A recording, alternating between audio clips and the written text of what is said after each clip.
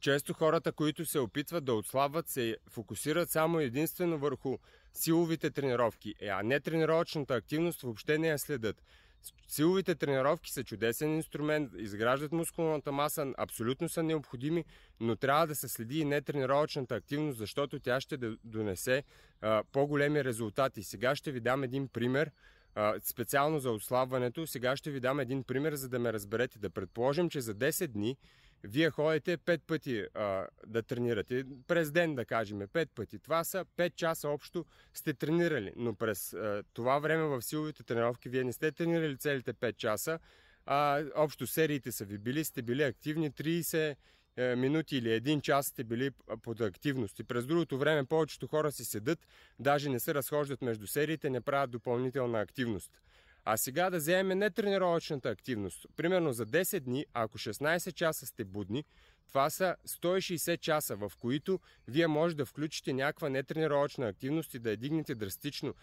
И за тези 10 дни да изгорите много повече килокалории от силовите тренировки. А често хората не я следят и даже претренират, така да го кажем, и компенсират с нетренировъчната активност. А тя е супер важна.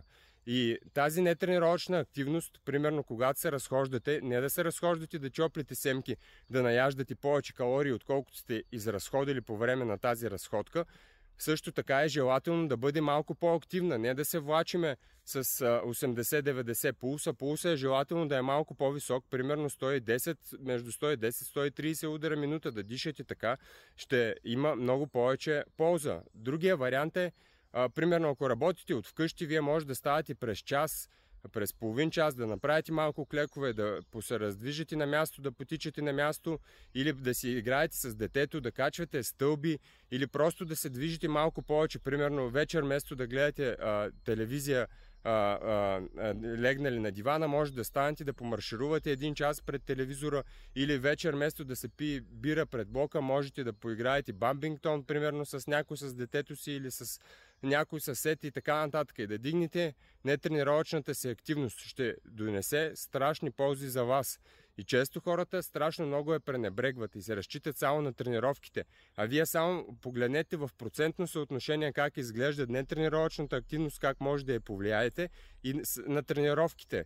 И разликата е фрапантна и може да постигнете страхотни резултати, а често хората въобще я пренебрегват тая нетренировъчна активност и въобще не я броят за живи. Едва ли не, аз хода по 5 пъти в седмицата да тренирам и това е достатъчно. Не е.